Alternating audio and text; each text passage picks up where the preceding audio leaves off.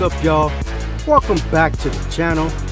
In today's video, we're going to be installing the Steeda rear tow arms. That's those right there. And we're also going to be installing the SPC rear camber bolts.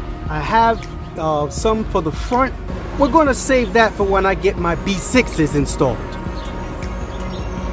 which should be the next video. But first, I want to remind you guys, like always, please smash that like button, subscribe, hit that notification bell, make sure it's on all so that you get notified when I come out with these videos. I greatly appreciate it. Alright, so the tools that you're going to need to do the Steeda rear tow arms are going to be, it's always helpful to have a impact gun.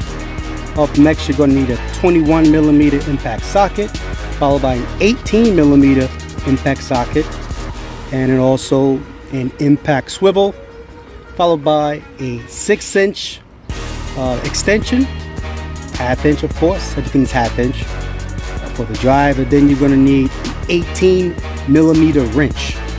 That is it. Well, alright folks, we're going to be replacing the factory tow arm. That's this arm right here.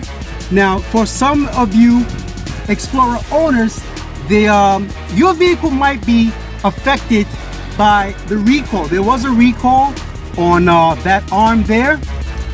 Fortunately enough, my Explorer with the VIN number was not found to be affected by that recall. However, I'm going to be replacing that arm anyway because this arm doesn't look so good. It's pretty rusted.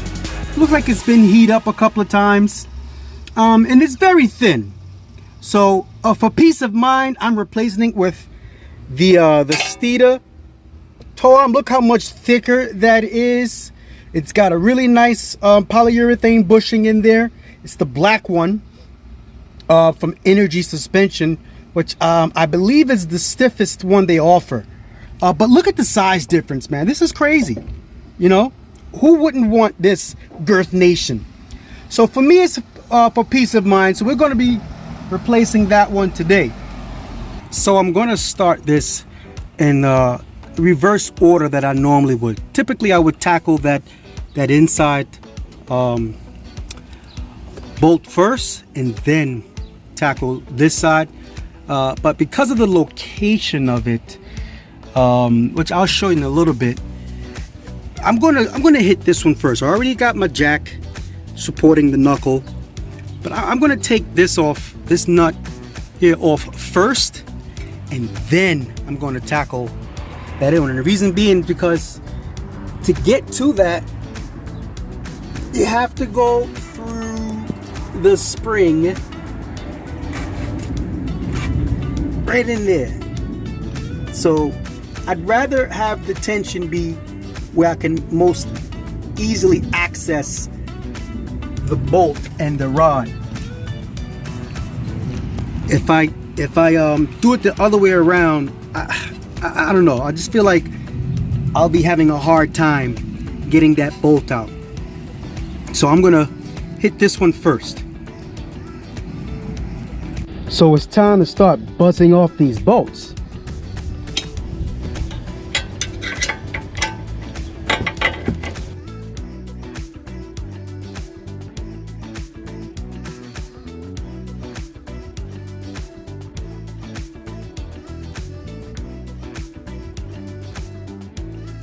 That bolt's out.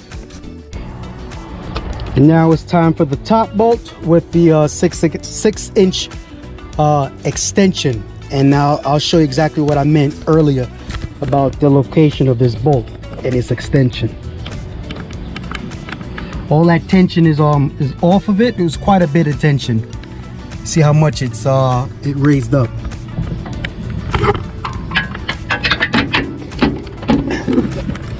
See, this is what I'm working with right here.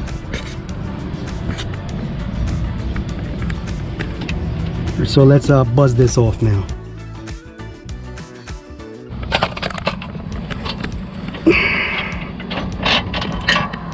Voila. And that's out. So to get the factory toe arm out, had to do something rather interesting. With the jack on the knuckle to relieve the tension from getting the bolt out of there, once I removed the bolt out of the knuckle here, the arm came up and hit the it's like the ABS sensor bracket and was resting in there. So even when I loosened that bolt, it was still kind of like resting in there. I wasn't able to take the arm out until I fully relieved the tension on the knuckle. Then it slowly came from under the bracket and over with enough room for me to just pick it right on up.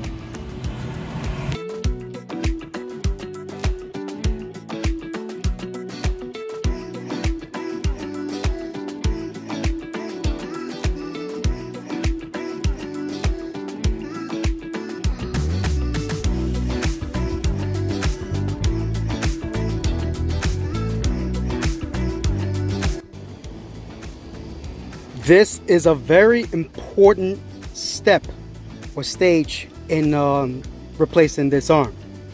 Right now, this is the factory toe arm, and what you want to try to do, I mean, yes, I am going to be getting an alignment done like possibly tomorrow, but just in case, let's say your alignment is already good and you want to try to get it back as close as possible to where it's at when you're replacing the you're installing the Steeda arm. Well, there's two ways you can go about this. If you're like myself, where you're not that great with the measuring, the ruler, or measuring stuff, I mean, yeah, you can clearly see that this is about 11.5 inches from mounting point to mounting point. But I have a little bit of a more practical approach to it. What I do here is, look, basically I put the bolt in the factory one, line up the Steeda arm in the sink with the other end of it right in there, right? And then we know that here is going to be the mounting point. So what we'll do is we'll adjust the Steeda arm out until it lines up with the hole. A bit more of a practical approach to trying to get back the same alignment. And then once you get it to where it's supposed to be, you lock it in with these nuts on the outside.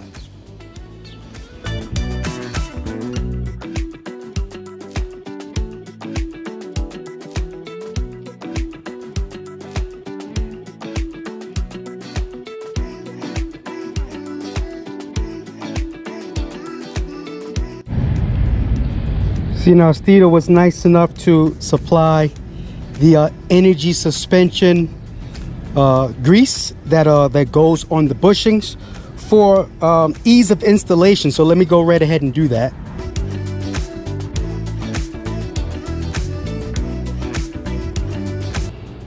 All right, now that we're all lubed up, it's time to stick this right back where it came from. So let's get right ahead and do that. Now, again, I'm doing this in reverse order than I did the trailing arm because of that floating nut in there. I want to apologize for not recording. I sort of ran into a problem that I kind of seen coming, which basically involved that top bolt. I could not see where I'm putting that bolt in because of its location. I mean, I had to go all through the spring there to try and get that bolt in while trying to operate the jack to put some tension on the knuckle. So what I found, which was easiest to do, is to go right ahead and just remove the trailing arm. Once I removed the trailing arm, that gave the knuckle way more mobility with trying to line this up and then line that up. Well, actually the other way. I had to line that up first, basically, no bolt here. I had to get under the car with a small pry bar and a screwdriver trying to just line this up. Couldn't do it with tension from the knuckle because, again, I could not see that. So what I basically did is by hand with the small pry bar, just lining that hole up, put the bolt in. It caught. That funny shape allowed me to catch. Wow, did I just fart? Oh my God. What I did was that funny shaped bolt. Yo, what I did, that funny shaped bolt allowed me to kind of just feed it through there. I don't know, somehow, you know, some miracle. Once I got the hole lined up, I just had to get in there and it actually threaded. So once I caught the threads there, then I decided to fight with this because I can see it, I can jimmy it, I can do whatever because I can easily line this up. It was much easier to do that way versus how you line up the trailing arm, which is putting the bolt in and then jacking it up. Let me know in the comments below if you had a similar problem when you had to remove the trailing arm to get mobility to line up the tow arm. Once I did that, it was money.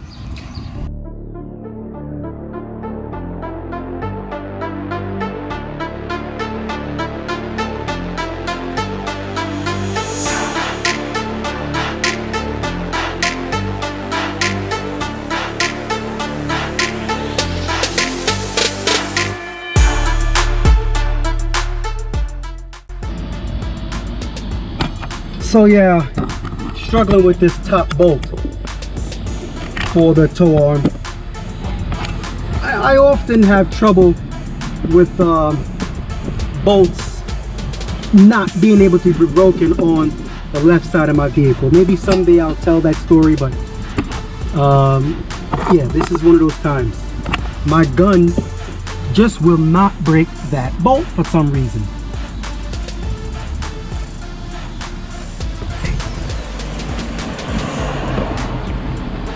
And then I have this Avid Power 20 volt and it just will not do it.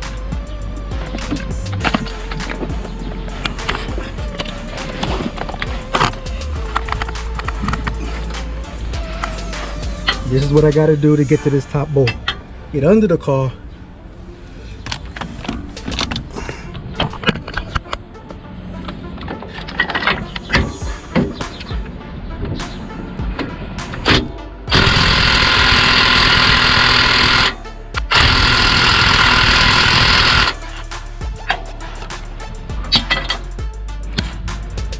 Just not budging. I called 4 of my neighbors. 3 of them I heard from. They're nowhere near me. They're not going to be near me for quite some time. There's only one I haven't heard from that also have guns, but I don't know, man. I don't know.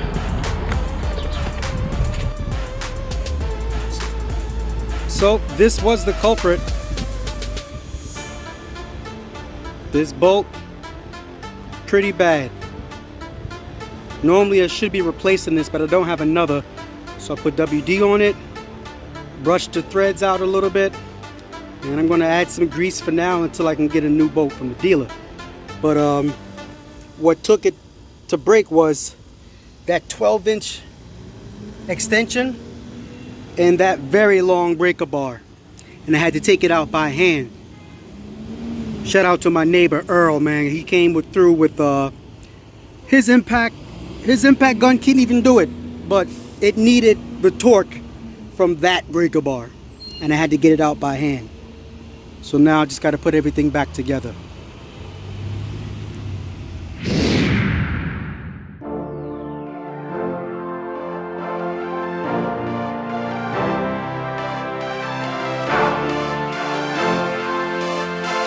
What a wild one this one was.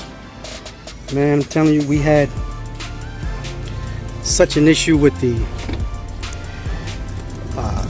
sway bar bracket, basically. The Steeda sway bar has a billet spacer on top of the bar.